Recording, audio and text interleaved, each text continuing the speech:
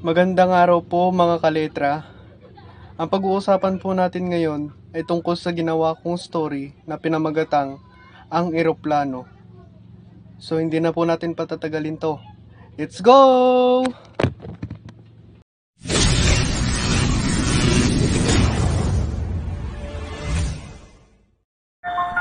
Alas 3 pa lang ng madaling araw ay maagang ginising na ng kanyang ama si Tiffany upang ihatid ang kanyang ina sa airport dahil ito ay isang OFW na kailangan lumayo sa pamilya at magsakripisyo para matupad ang mga pangarap nila sa buhay. Kahit na antok pa si Tiffany, ay pinilit nitong bumangon dahil sa inakala nitong papasyal lamang sila sa isang parke. Takang-taka ang bata na makita niyang ang sinasakyan nilang taxi ay patungo sa airport.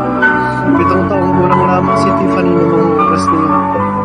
Habang palapit sila ng palapit sa airport ay pinipigil nito ang kanyang damdamin upang hindi maiyak sa biyahe at upang hindi rin mahalata ng kanyang ina na kung maaari na hindi niya na ito papayagang umalis at mag-ibang bansa.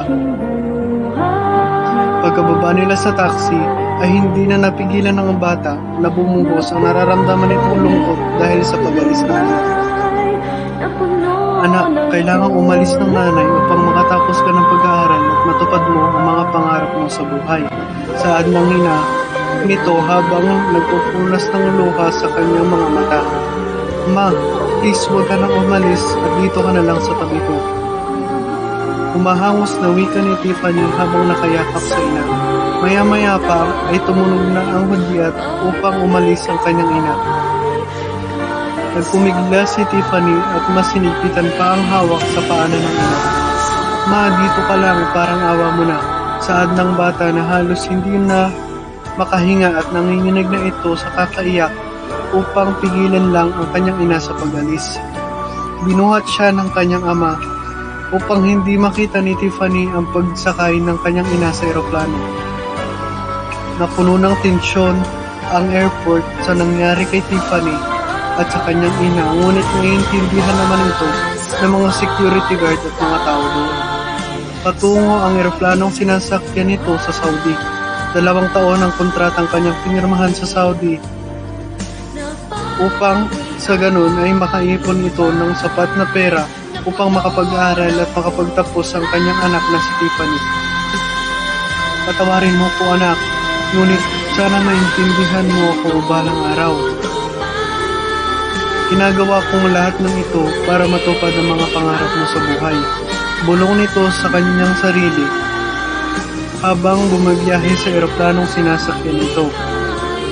Mga ilang oras pa ang lumipas ay nakarating na sa wakas sa Saudi ang ina ni Tiffany na si Nancy. Pagdating nito sa Saudi ay sinalubong agad siya ng kanyang amo upang dalhin sa lugar kung saan siya magtatrabaho.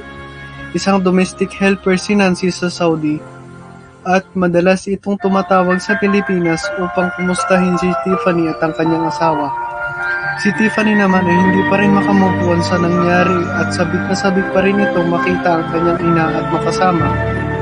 Pinaliliwanagan naman siya ng kanyang ama na siyang naiwan upang mag-alaga kay Tiffany na balang araw ay magkakasama rin silang pamilya.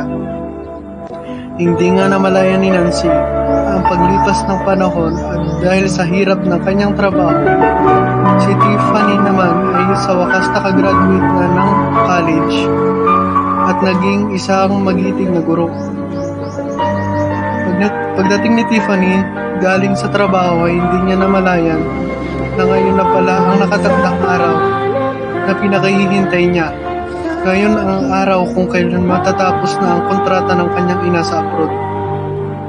Kaya excited itong nagbihis at tinawagan ng kanyang ama upang sunduin nila sa wakas ang kanyang ina sa airport.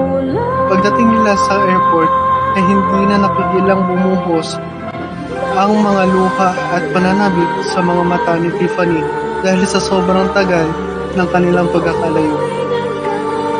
Nang makita ni Tiffany ang kanyang ina ay niyakap niya ito. Nang napakahigpit sabay sabing, "Ma, graduate na po ko. Nagbunga lahat ng paghihirap mo. Nakatapos ako ng pag-aaral. Maraming salamat sa iyo, Mama."